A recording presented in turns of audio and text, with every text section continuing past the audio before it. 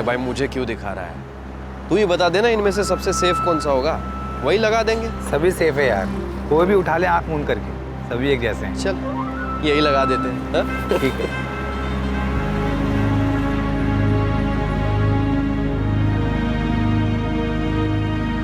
ये सच कहूँ तो मुझे याद भी नहीं कि कब और कहाँ से उड़ाया था ये फोन मैंने। बढ़िया है, चल फिर मिलते हैं।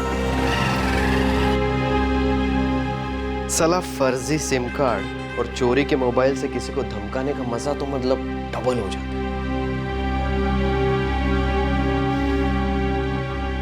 खेल शुरू हो गया नितिन, और इसकी हर बाजी हम जीतेंगे, तू देखते जा।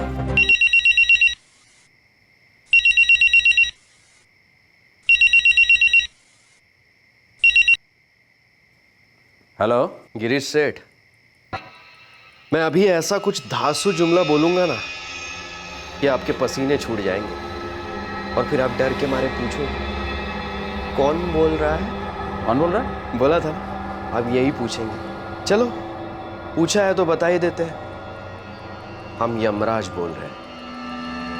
आपकी सांस का हर एकड़, हर स्क्वायर फीट अब हमारे हाथों में। सुना है काफी जमीन खरीदी गई है। देखो तुम जो भी हो, यमराज, और यमराज को तुम जो भी हो नहीं कहते गिरीश सेठ। अगर नाराज हो गया ना तो जान खींच लेगा। अगर जीना चाहते हो तो 1 करोड़ कैश रेडी रखो। देखो तुम जो भी हो, एक बात ध्यान से सुनो। ना मेरे पास फिजूल पैसा है, ना फिजूल टाइम। आइंदा से फोन मत करना। तो हम समझ लेते हैं कि आपकी जान फिजूल की है, जो आप हमारे गोलियों पर खर्च करना चाहेंगे। इसी तरह कुछ दिन धमकियां देते रहेंगे। विनय, पुलिस फोन ट्रेस नहीं करेगी? बिल्कुल करेंगे, लेकिन तब तक हम दूसरे सिम कार्ड पर होंगे। हर फर्जी सिम कार्ड और 2 नंबर का मोबाइल इंस्ट्रूमेंट पुलिस के साथ चूहे बिल्ली का गेम खेलता रहेगा, और तब तक हम अपना गेम बजा देंगे। किसी से नहीं का क्या मतलब है जी? कौन था फोन पर? अरे कोई नहीं, ऐसी कोई सरफिरा था। देखिए, मुझे मालूम है कि आपको कोई धमकियां दे रहा है। आप पुलिस के पास क्यों नहीं जाते? कुंती, पहले ना तुम आराम से बैठ जाओ। लेकिन पापा, आप हमेशा ये सब इतना लाइटली क्यों लेते हो? क्योंकि हमारे संस्कार, हमारे परवरिश ये सिखाते हैं कि कुत्तों को भौंकने दो। हाथी का काम है चलते रहना सही रास्ते पर। आप क्यों नहीं समझते? आप सही होंगे लेकिन दुनिया तो गलत है ना। अगर किसी सरफिरे ने आपको कुछ कर दिया तो हमारा क्या होगा? वैसे भी सौरभ को खोने के सदमे से अभी तक कोई संभला नहीं है।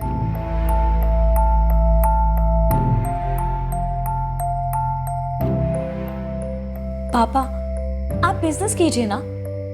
ये पॉलिटिक्स आप छोड़ क्यों नहीं देते? क्योंकि बेटा, मेहनत से की हुई कोई भी चीज ऐसे की धमकियों से छोड़ते नहीं है। एक ट्रक से मैंने ट्रांसपोर्ट का बिजनेस शुरू किया था। माँ भवानी की कृपा से आज सब कुछ हमारे पास। अरे खाना खाओ मेम साहिबो।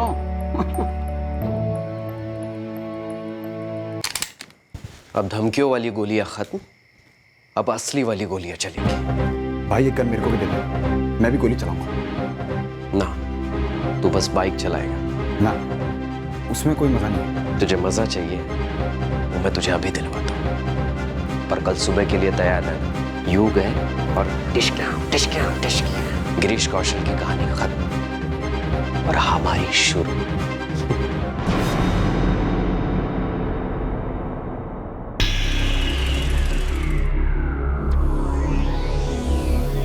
आजा छोटे, शर्मा क्या रहा है?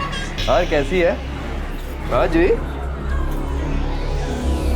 छोटे, ये अपनी फिक्स्ड है, तू भी अपनी इनिंग खोली दे आज। क्यों? और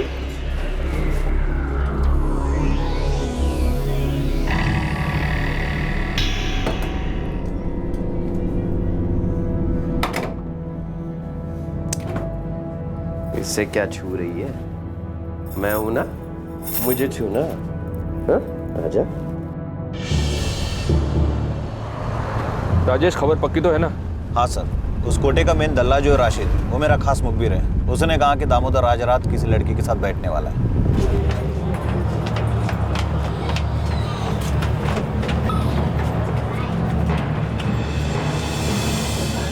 हुजूर, आप सब खैरियत तो है? ये दामोदर किस कमरे में है? साहब हम अपने ग्राहकों को ना उनके दाम से जानते हैं, उनके नाम से नहीं। ए डायलॉगबाजी बंद कर नगमा। अभी ये बता दामोदर कहाँ है? हम लोगों को पता है कि यहीं किसी कमरे में बैठा है वो। अरे साहब का टाइम है, हर कमरे में कोई ना कोई मर्द तो मिलेगा ही ना आपको। तो समझ तेरी मंदी का टाइम शुरू होने वाला है नगमा। राजेश, सरोजनी, यहाँ इस वक्त जितने भी मर्द हैं सबको अभी के अभी घसीट के बाहर निकालो और लाइन अप करो। वो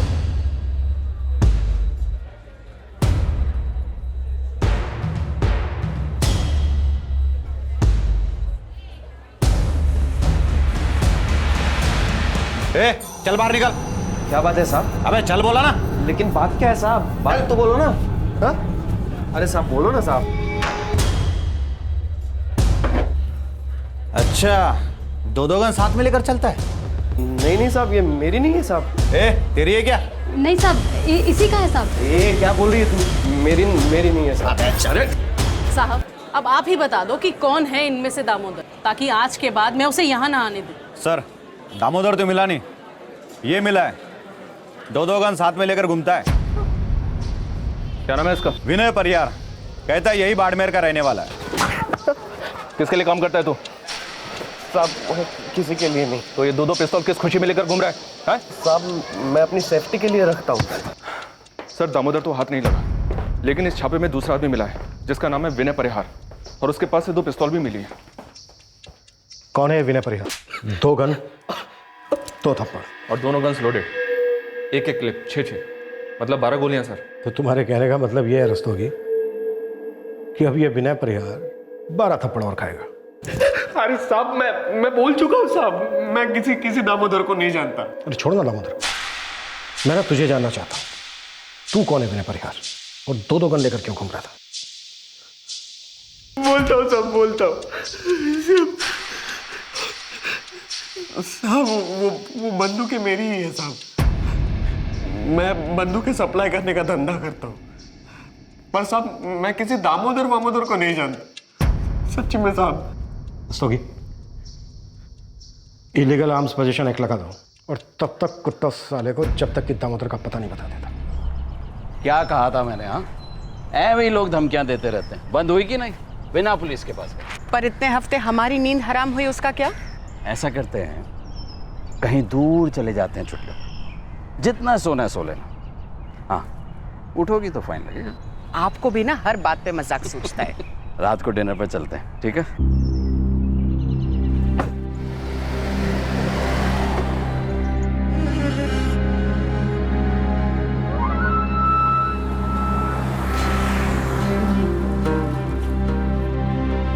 हाँ रमेश बोल। आज भी अकेला ही निकला है, ड्राइवर नहीं है, खुद ही गाड़ी चला रहा है। फिर तो बढ़िया है हमारे लिए।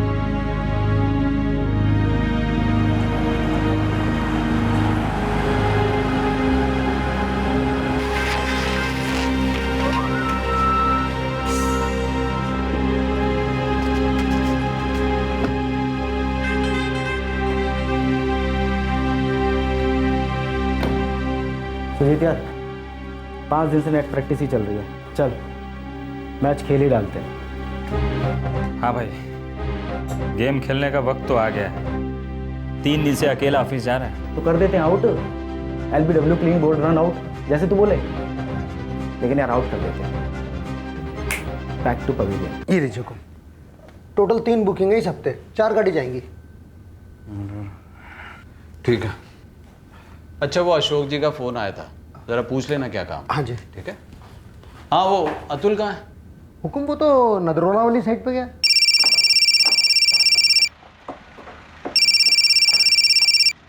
हाँ जी सर जी, नमस्कार। सब कुछ सही जा रहा है ना? टाइम पर, बजट में? सर जी आप बेफिक्र रहिए, टाइम और पैसा दोनों बचा कर दूंगा आपको मैं। वैसे सर एक प्लॉट देख रखा है यहीं अपने नदरोला में। कहाँ पर है? यहीं अपने हाईवे पर ही है। मतलब कोई एयर कंडीशन ढाबा वाबा खोल देंगे तो सोने की मुर्गी समझो आप। आप कहें तो पार्टी से बात चलाऊं? हाँ, सही दाम दे रहे हैं तो ले लेंगे। अच्छा सुन, विश्वनाथ जी से बात हुई? वो अपने बाकी के 2 बीघा देने को तैयार है कि नहीं? अरे नहीं सर, मना कर रहा है, बहुत ट्राई किया। एक काम करता हूँ सर, एक बार फिर ट्राई करता हूँ, आखिरी बार। भाई हमारा काम है ईमानदारी से पूछना, कोशिश करते रहना। अब जिसको जमीन नहीं बेचनी नहीं बेचेगा।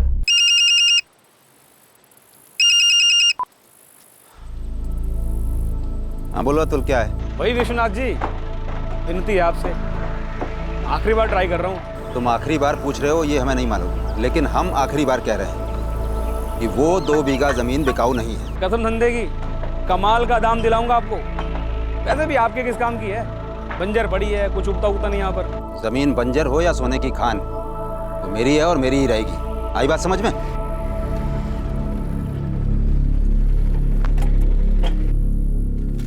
लो आप खाना खा लो।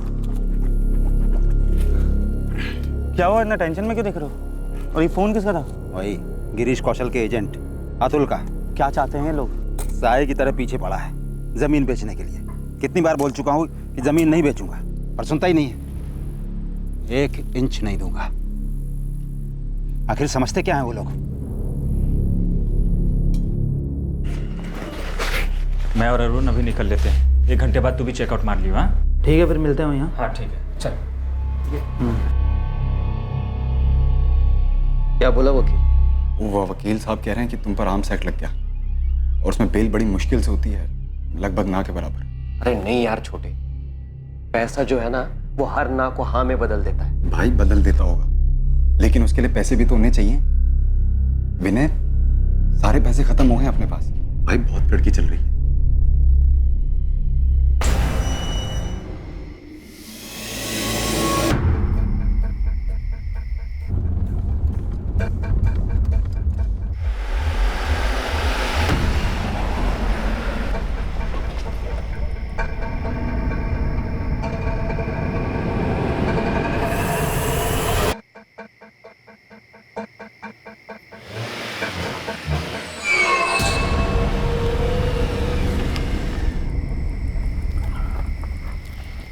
हाय बाबा। हेलो बेटा।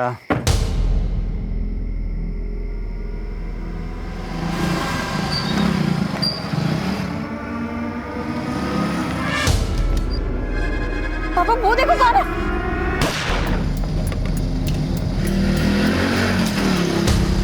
मम्मी क्या हुआ? अरे गिरीश उठिए ना, गिरीश।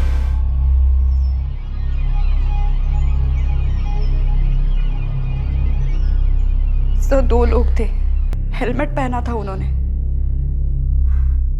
अचानक से गेट के अंदर आए और जैसे ही पापा घर की तरफ आने लगे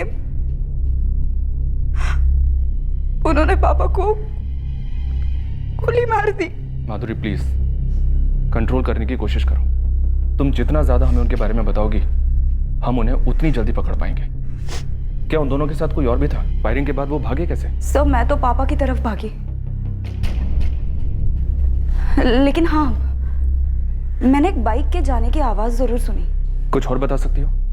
मेरा मतलब कुछ भी। सर सब कुछ इतना फास्ट हुआ, कुछ भी नहीं पता चला। उनकी एज क्या हो सकती है? मेरा मतलब उनकी बॉडी लैंग्वेज से तुम्हें कुछ पता चला हो कि वो यंग थे या? हेलमेट पहन रखा था और रात भी काफी थी तो कुछ समझ में नहीं आया।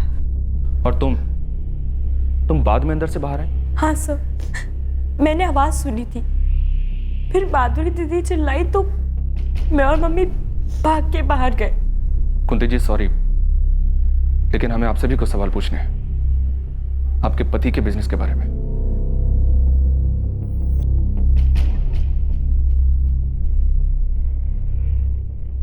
सर इस गिरीश कौशल का बिजनेस काफी फैला हुआ है, ट्रांसपोर्ट, प्रॉपर्टी, जमीनों की खरीदारी, अलग अलग बिजनेस में पार्टनरशिप। पिछले दिनों इसने काफी जमीनें भी खरीदी थी। और इसके साथ पॉलिटिक्स भी। जी हाँ सर। बिजनेस, राइवलरी, जमीन, पॉलिटिक्स, दुश्मन तो कम नहीं। शहर में काफी टेंशन है सर। दरअसल ये गिरीश कौशल क्लीन पॉलिटिक्स के लिए जाना जाता था, काफी सोशल वर्क भी किया करता था। और हाँ सर, बाड़मेर बंद के ऐलान की भी बात चल रही है। हेलमेट पहने 2 आदमी, 2 गोली सीने में, 2 गोली पेट में। सोगी मुझे पेशेवर कातिलों का काम लगता है। बिल्कुल सर। तो फिर शुरुआत भी यहीं से करते हैं। अपने सारे खबरियों को काम पर लगा दो और पता करो कि इतने बड़े आदमी की सुपारी किसने दी थी और क्यों दी थी। सर कुंती जी ने हमें बताया था कि धमकियां कुछ हफ्तों पहले से ही आनी शुरू हुई थी।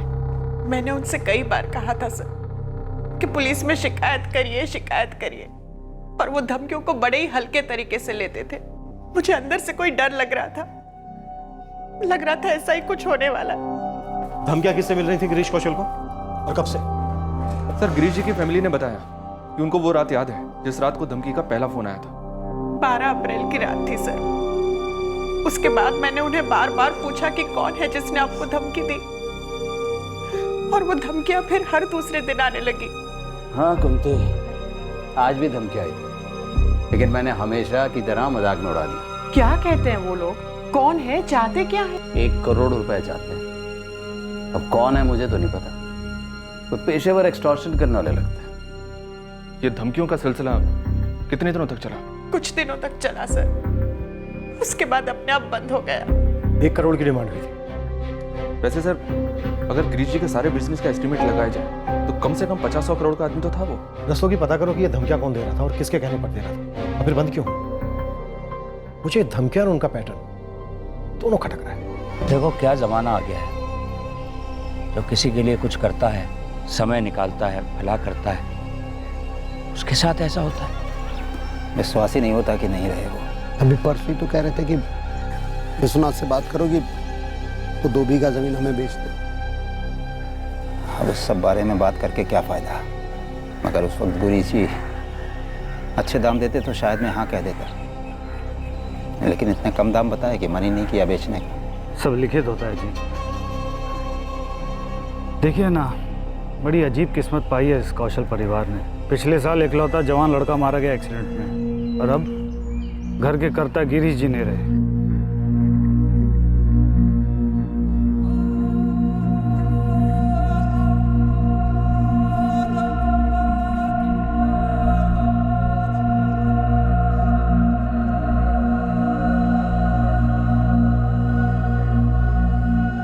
सर मैं उनके ट्रांसपोर्ट के बिजनेस का मैनेजर हूँ। गिरीश जी ने प्रॉपर्टी में काफ़ी इन्वेस्टमेंट किया हुआ था, और उनकी सारी प्रॉपर्टी की देखभाल मैं करता हूँ। सर गिरीश जी ग्रास रूट वर्कर से ऊपर उठे थे, लेकिन वो पॉलिटिशियन नहीं थे, कार्यकर्ता थे, हित चिंतक थे, जनता के आदमी थे सर वो। मैं मार्बल एक्सपोर्ट करता हूँ और गिरीश जी मेरे 30% के पार्टनर। एक्टिव नहीं थे, लेकिन फाइनेंस की कोई कमी नहीं थी उनकी तरफ से। फायदा किसको हो सकता है उनके मर्डर से प्रहलाद जी? ये बताना मुश्किल है सर। क्यों? कई लोग हैं क्या जिनको फायदा हो सकता है? अब नहीं सर, अब उनके मरने से नहीं बल्कि उनके जिंदा रहने से ज़्यादा फायदा था। जो लोग भी उनके संपर्क में आते थे, उनके दोस्त बनते थे, उनकी तो चांदी हो जाती। पर प्रहलाद जी किसी ने उन्हें मार दिया है और बताकर मारा है। धमकियां मिल रही थी उन्हें। गिरीश सर ऐसी धमकियों से कभी नहीं डरे। अब इतने बड़े आदमी थे, कोई ना कोई तो ऐसा होता ही था जो जलता था उनकी कामयाबी से। जलने वाले, धमकी देने वाले या जो धमकियां दे सकते थे, सबके नाम चाहिए मुझे अभी।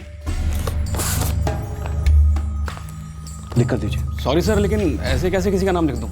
पेन से लिख दो, या कोई और तरीका जानते हो लिख कर देने का वैसे लिख दो। SMS कर सकते हो मुझे उन सब के नाम चाहिए जो गिरीश कौशल के दोस्त नहीं थे। लेकिन सर उनका तो कोई दुश्मन भी नहीं था। तो ऐसा कोई था जिसे गिरीश कौशल की पर्सनल या प्रोफेशनल लाइफ की वजह से कोई ठेस पहुंची हो?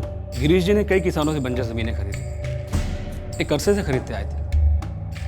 फिर आ गया हाईवे और रातों रात जमीनों के भाव 100 गुना बढ़ गए, तो उन सभी बेचने वालों के दिलों को तो जरूर ठेस पहुंची होगी। तो उनमें से ऐसा कौन था जो अपनी बेची गई बंजर जमीन के नुकसान को गिरीश कौशल के खून से सींचना चाहता था? नाम लिख कर दो। लेकिन सर मैं ऐसे कैसे किसी का नाम लिख दूं? अतुल, तुम्हारे बॉस का कत्ल हुआ है। अगर उसके चलते हम 10-12 लोगों को पूछताछ के लिए बुला लेंगे तो उन पर कोई कहर नहीं टूट पड़ेगा, और ना ही तुम पर। नाम लिख कर दो।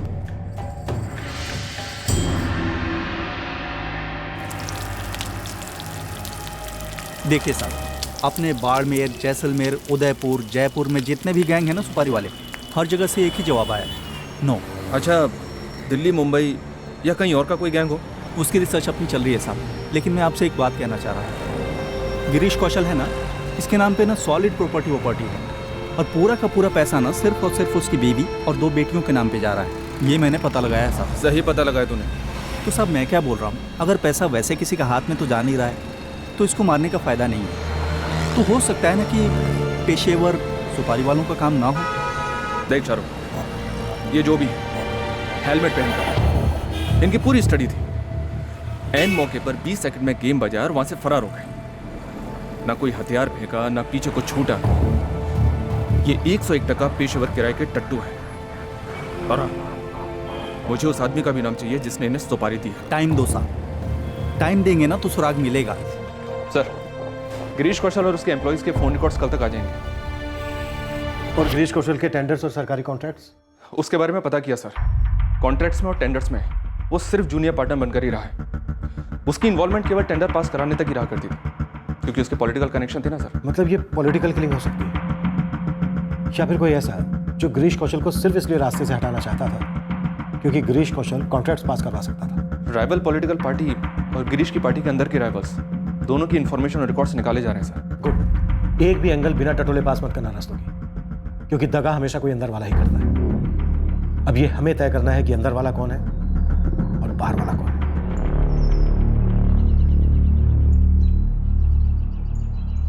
भाई काम हो गया, सब हो गया, अब क्यों रुकूं मैं इस रेगिस्तान में? यार अरुण थोड़ा सा रुक जा यार। नहीं नहीं नहीं भाई, मुझे कल लखनऊ लौटना है। मेरी थोड़ी टेंशन चल रही है यार। भाई टेंशन मेरी भी चल रही है सुजीत। ये गिरीश कौशल कोई कद्दू बैगन तो था नहीं कि जिसको टूटने के बाद उसी के इलाके में सीना तान कर घूमे। अब हमें अंडरग्राउंड होना पड़ेगा, और तू अच्छे से जानता है कि अंडरग्राउंड रहने के खर्चे होते हैं। यार कैसे पैसे दूं आज के आज यार? ओ भाई, तेरे उस गिरीश कौशल को ठोकना था, ठोक दिया ना हमने।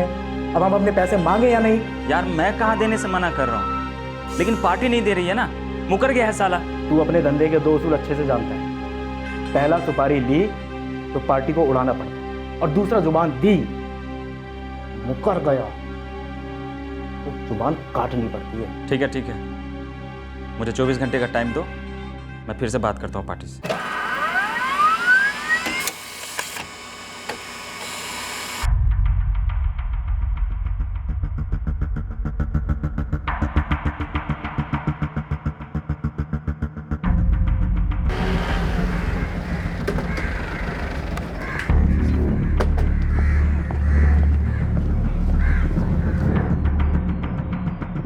सर यही नंबर होगा? हाँ सर, क्योंकि उस रात फर्स्ट टाइम जब पापा को फ़ोन आया तब हम लोग खाना ही खाने वाले थे।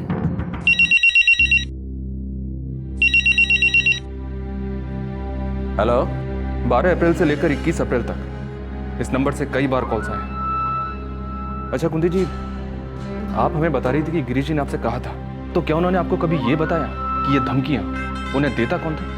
दरअसल वो हमें कोई टेंशन नहीं देना चाहते थे, इसलिए वो हमें सारी बात बताते ही नहीं थे। लेकिन सर ये वाली 12 अप्रैल वाली पापा की बात हमारे सामने हुई थी।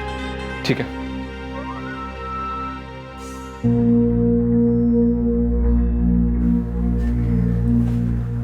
मम्मी, प्रहलाद अंकल का फोन था, कह रहे थे कि बिजनेस के सारे अकाउंट्स आपके नाम पे ट्रांसफर करने हैं। मैंने कितनी बार समझाती थी कि आपके बगैर हम तीनों के लिए मैनेज करना बहुत मुश्किल हो जाएगा, बहुत प्रॉब्लम हो जाएगी हमारे लिए, लेकिन वो सुन। मम्मी मैं समझती हूँ हमें रोना चाहिए, आगे भी हम रोएंगे, लेकिन एक बात तो चेंज होने वाली नहीं है, पापा अब वापस नहीं आएंगे। मम्मी हमें उनके बिना मैनेज करना होगा, एक दूसरे की हेल्प करनी होगी मम्मी, अब बस यही रास्ता है। सर हमारा ये नंबर तो प्रीपेड है, अब तक तो 50 आइडेंटिटीज बदल चुका होगा। इतनी सारी आइडेंटिटीज का कोई रिकॉर्ड नहीं रखते तुम लोग? सर ये प्रीपेड सिम कार्ड का इतिहास बहुत लंबा चौड़ा होता है, किसी एक कस्टमर के पास नहीं रहता, आईडीज बदलती रहती है। फिर भी मैंने खंगाल के 50 एक नाम निकाले इस आईडी के, वो मैं आपको भेज देता हूँ। बट सर हाँ एक बात और है, इनमें से कई नाम फर्जी भी हो सकते हैं। इस सिम कार्ड की जो भी कुंडली है तुरंत भेज दे। सर सिम तो फर्जी ही निकला, और इंस्ट्रूमेंट भी बाबा आदम के ज़माने का है, लेकिन फिर भी IMEI ट्रैकिंग के लिए डाल दिया है। दसों की इस नंबर के पीछे ज़्यादा टाइम खर्च करने की ज़रूरत नहीं है। मुझे सीरियस डाउट है कि इस नंबर से कुछ हासिल होने वाला है। 12 अप्रैल से 21 अप्रैल के बीच गिरीश कौशल को धमकाने वाला मुझे नहीं लगता इस नंबर के थ्रू मिलने वाला है। सर कुंती जी और उनकी बेटी माधुरी ने बताया कि इस दौरान उन्हें कई सारे कॉल्स आए और फिर अचानक से बंद हो गए, और फिर 2 हफ्ते बाद 5 मई को अचानक से गिरीश कौशल का मर्डर हो जाता है। इतना लंबा गैप, और इस गैप में एक भी एक्सटॉर्शन का कॉल नहीं। मुझे तो लगता है सर ये एक्सटॉर्शन का केस है ही नहीं, हो सकता है ये कॉल्स हमारा ध्यान बटाने के लिए किए गए हो सकता है। आधे से ज्यादा किलर्स जो अपने आप को शातिर समझते हैं ऐसे ही मिसलीड बनाते हैं। हमें बस एक बार इस मिसलीड का पता चल जाए, किलर्स तक पहुंचने का रास्ता हमें अपने आप मिल जाएगा। रस्तोगी, मुझे अभी भी स्ट्रांग फीलिंग हो रही है कि कोई ना कोई अंदरूनी मामला है। पीड़ित गिरीश कौशल को 12 अप्रैल से लेकर 21 अप्रैल तक धमकियों वाले कॉल्स आए थे। बतौर एक्सटॉर्शन 1 करोड़ की कीमत भी मांगी गई थी, पर पुलिस को अब तक इस बात का कोई अंदाजा नहीं था कि इन कॉल्स का ताल्लुक उन्हीं की जेल में कैद एक युवक के साथ था। अगर विनय परिहार को हथियारों सहित पुलिस ने अचानक से पकड़ नहीं लिया होता तो शायद अगली सुबह विनय ने ही गिरीश कौशल की जिंदगी का पर्दा गिरा दिया होता। पर फिर यह काम कोई और कर गया। कौन थे वो खिलाड़ी और आखिरकार इस खेल का मकसद क्या था?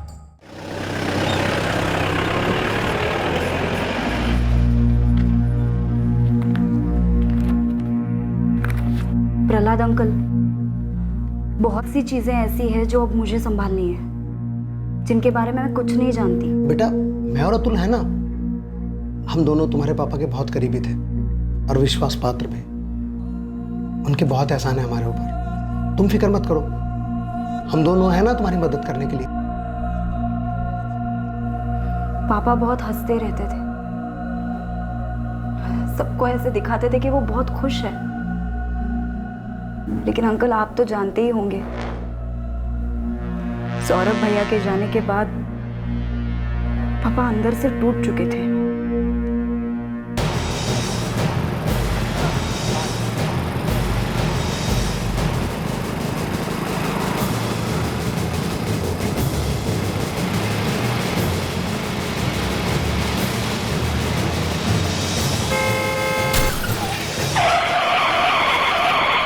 गिरीश कौशल के बेटे सौरभ का वाकई में एक्सीडेंट हुआ था या फिर करवाया गया था? सर, ये जोधपुर का केस था। वहां के इन्वेस्टिगेटिंग ऑफिसर से मेरी बात हुई। सौरभ कौशल की डेथ ऑन द स्पॉट हुई थी। किसी पर शक? शक की कोई गुंजाइश ही नहीं थी। एक्सीडेंट वाली कार हमारे जोधपुर के एक बिजनेसमैन की थी। वही लड़के को हॉस्पिटल लेके आए थे। गवाह थे 2-3। उन्होंने बताया कि लड़का रॉन्ग साइड पर बिना हेलमेट की गाड़ी चला रहा था। कार वाले का कोई फॉल्ट नहीं था, इसलिए हमने एक्सीडेंटल डेथ रिकॉर्ड रजिस्टर कर दिया।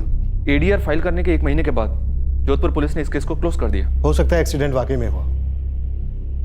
अपना खबरी नेटवर्क अभी तक खामोशी है। सबके सब एक ही बात बोल रहे हैं सर। स्टेट में, स्टेट के बाहर भी जितने भी जाने पहचाने सुपारी मर्डर गैंग्स हैं, उनमें से किसी का भी नाम सामने नहीं आ रहा है। गिरीश कौशल की लैंड डील्स की क्या कहानी है? सर, उसने कई किसानों से कई बंजर जमीनें खरीदी थी, जो कि हाईवे बनने के बाद काफी कीमती हो गई।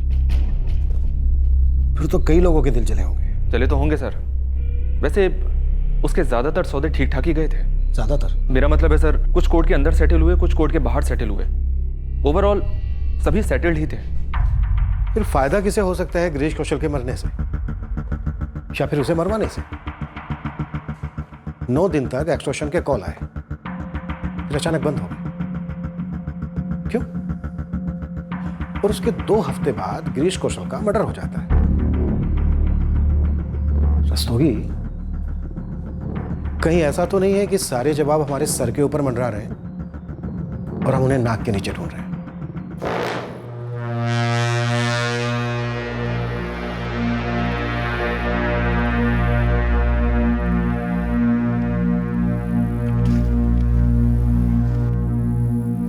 ये 50,000 रुपये एडवांस के जो आपने मांगे थे, एक बार रजिस्ट्रेशन हो जाए, बाकी के पैसे चेक में दे देंगे। ठीक है, लेकिन सौदा जल्द से जल्द हो जाना चाहिए।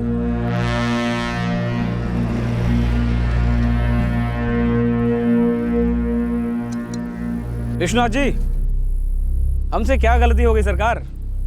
जो दाम गिरीश जी आपको उस 2 बीघा बंजर जमीन के लिए दे रहे थे, आपके लड़के केदार ने कहीं कम दाम में किसी और को बेच दी। अरे तो मैंने कहा ना, ऐसा नहीं था कि ज़मीन बेचनी नहीं थी हमें। और ऐसा भी नहीं था कि हम एक ही दाम पे अड़े हुए थे। पर आप तो बात करने को तैयार ही नहीं थे। अब बस हो गया सो हो गया। मुझे तो आज की चिंता है। अब केदार की पढ़ाई में काफ़ी खर्च आ रहा था, तो मैंने सोचा कि कम दाम में ही सही बेच देते हैं ज़मीन। सर जी, आपने एक फ़ोन करना भी ज़रूरी नहीं समझा मुझे। एक बार बोल दिया होता बस। अब जो दाम बोलते ना उसी में खरीद लेते हम। अब छोड़ो भी, ज़मीन हमारी बिकी है, भावुक आप हो रहे हो। माजरा क्या है? आप नहीं समझेंगे सर जी। तो समझाओ मुझे। अब आपके गिरीश कौशल के पास ज़मीन की तो कोई कमी थी नहीं। आधा बाड़मेर खरीद रखा था उन्होंने, अब ऊपर से वो रहे नहीं। उसके बाद आप मेरी छाती पर क्यों बैठे हो?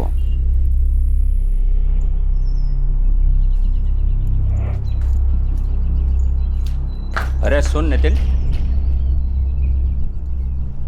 जी काका। तेरे भाई विनय का क्या हाल है? बलदेव काका, मैं उसकी जमानत करवाने की कोशिश कर रहा हूँ। तुम दोनों भाइयों को कमरा इसलिए किराए पर दिया था कि तुम यहाँ बाड़मेर में पढ़ने आए हो, मगर पढ़ने के अलावा तुम लोगों ने सब कुछ किया। गैर कानूनी बंदूकों का धन तक। मतलब ये कि एक भी ढंग का काम नहीं। काका, आगे से ऐसा बिल्कुल भी नहीं होगा। आगे से ऐसा नहीं होगा क्योंकि तुम यहाँ रहोगे ही नहीं। मैं अचानक से कहाँ चला जाऊँगा? मैं क्या जानूँ।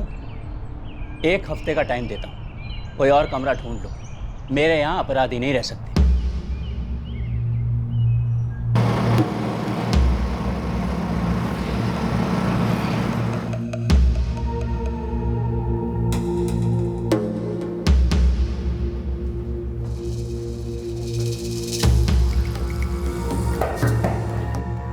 कौन है? मैं सुजीत।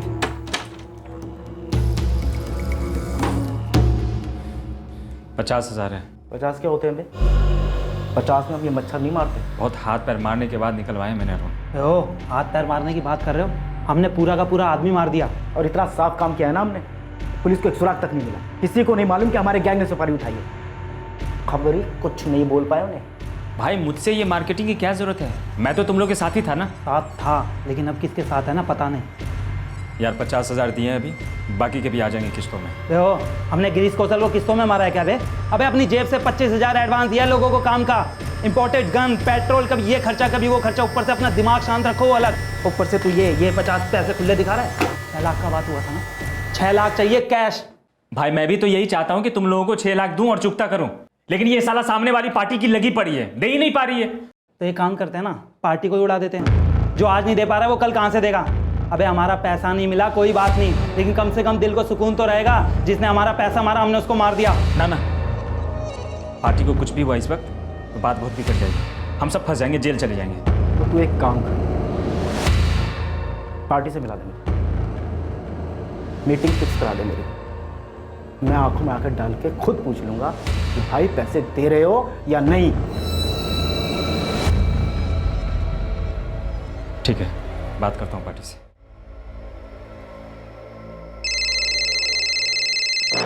मेरा है।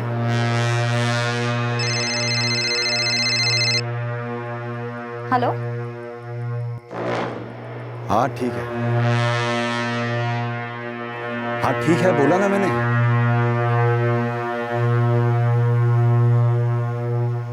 जमीन के बाकी पैसे कब देंगे केदार? और रजिस्ट्रेशन हो जाने के बाद चेक देंगे बाबू। तेरे दादाजी ने 4 बीघे जमीन बेची थी, एकदम घाटे का सौदा। भाग में जो लिखा था हो गया, अब क्या कर सकते हैं? हाँ वो भी ठीक है। अब इतने सालों के बाद 2 बीघे बेचे, वो भी घाटे में गए। अब इसे भी भागी समझिए और बेकार की टेंशन ना लो बापू।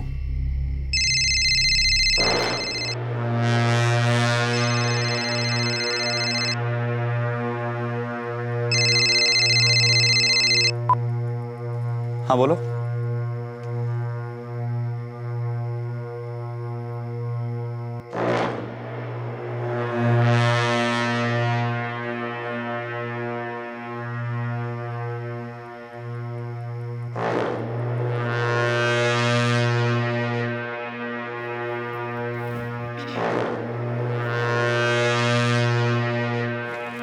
किसका फोन था? प्रहलाद अंकल का था, कुछ काम था उन्हें। बेटा माधुरी, मैं नहीं चाहती कि तुम ऑफिस के काम की वजह से कॉलेज की पढ़ाई के ऊपर ध्यान न दो। मम्मी, ऐसा नहीं होगा। कॉलेज और ऑफिस दोनों संभालूंगी मैं। माधुरी दीदी, पुलिस को कुछ पता चला कि पापा को किसने? नहीं श्वेता, अभी तक कुछ नहीं पता चला। कल ही बात हुई थी पुलिस से। साहब, हम जितने भी लोग हैं इस धंधे में सब बड़े हैरान हैं कि आखिर इतने बड़े आदमी की सुपारी निकली और हमें कानो कान खबर तक नहीं हुई। साहब जानकारी तो नहीं, लेकिन आपको एक राय दे सकती। जल्दी बोल। कहीं ऐसा तो नहीं साहब कि पनवाड़ी खुद ही पान लगा के चबा गया हो इस मामले में? मतलब क्या है तेरा? मतलब साहब है साहब, आपने दुनिया भर के मुखबिर, हिस्ट्री सीटर और पता नहीं किन किन लोगों के पास जाकर के जानकारी ली, लेकिन अभी तक किसी पेशेवर गुट का नाम सामने आया क्या? अभी तक तो नहीं, और शायद आगे आएगा भी नहीं, क्योंकि ये काम किसी पेशेवर गुट के अपराधी का हो ही नहीं सकता। हो सकता है जिस पार्टी को गिरीश कौशल से सबसे ज्यादा दिक्कत थी, उन्हीं ने उसका काम तमाम कर दिया हो। ये तो फ्री फॉर ऑल हो रहा है। हर कोई हरफन मोला बनकर अपनी थ्योरीज बांट रहा है, वो भी फ्री में, और प्रैक्टिकल में हमारे हाथ में क्या है? जीरो। आज तक किसी भी केस में हमने हिस्ट्री शीटर्स को या खबरियों को इतना टेस्ट नहीं किया, लेकिन सबके सब एक ही बात कह रहे हैं कि कुछ नहीं है। नहीं रस्तोगी, ऐसा हो ही नहीं सकता कि कुछ नहीं है। तुमने गिरीश की बीवी उसकी बेटी से बात की? कोई घरेलू मामला, अफेयर, किसी रिश्तेदार के साथ कोई खटास? बीवी का अफेयर हो सकता है, बेटी का अफेयर हो सकता है। ये एंगल तो हमने अभी तक सोचा नहीं है। मैं कौशल परिवार के सारे पर्सनल चिट्ठे खोलता हूँ, शायद कुछ मिल जाए।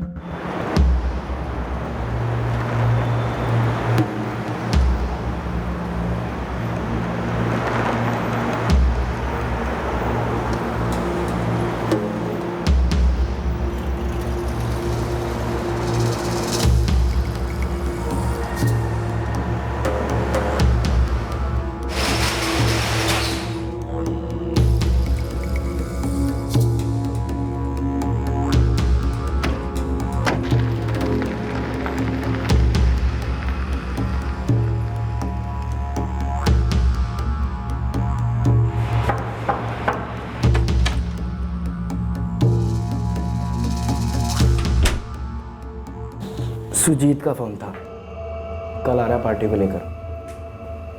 पता क्या करें? पार्टी को ठोक कर निकल जाए घर के लिए? उसके बारे में बाद में सोचते हैं, अभी मैंने कुछ और सोचा है। क्या सोच रखा है? यहीं जैसलमेर में एक बड़ा हाथ मारते हैं। कोई घर या दुकान देख रखी है? दुकान है सुनार की। बड़ी? नहीं, छोटी है, लेकिन मैंने मुआयना किया है। जम के झपटे ना 4-6 लाख कहीं नहीं गए। पकड़ जाने का रिस्क? वो तो है, लेकिन इतना भी नहीं कि रिस्क ना ले सकें। ठीक है, करते हैं। पहले सुजीत और इस पार्टी से निपट लेते, इसके बाद जेवरों पे चपड़ते हैं।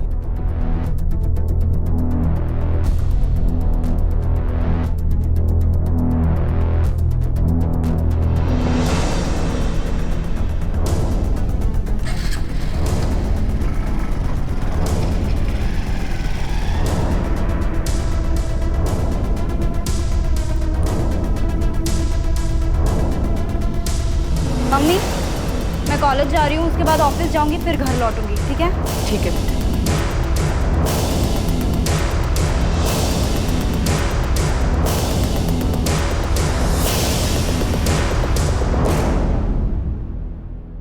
खून से रंगे इस रंगमंच पर कई पात्र अपना किरदार निभा रहे थे। इस पटकथा में कई प्लॉट थे, सब प्लॉट थे, जो अपनी अलग अलग कहानियां बयां कर रहे थे। ये कहानियां आपस में कुछ ऐसी उलझ गईं कि अब कौन क्या किरदार निभा रहा है ये वो खुद नहीं जानता था। क्या इस केस की इन्वेस्टिगेशन इन उलझी कहानियों को सीधा कर पाएगी? क्या इस रंगमंच का पर्दा गिरेगा या फिर पर्दाफाश होगा? इसी दौरान इस रंगमंच से जुड़े कुछ खिलाड़ियों ने एक और जुर्म, एक और कांड की तैयारी शुरू कर दी। क्या ये जुर्म करने से पहले उन्हें रोका जाएगा? क्या वो कभी पुलिस के हाथों में आ पाएंगे? इन सारे सवालों के जवाब हम आपको देंगे इस केस के दूसरे और आखिरी भाग में। फिर मुलाकात होगी, तब तक सतर्क रहें, सुरक्षित रहें और देखते रहें क्राइम पेट्रोल सतर्क। सबक एक को, सीख हम सबको। जय हिंद।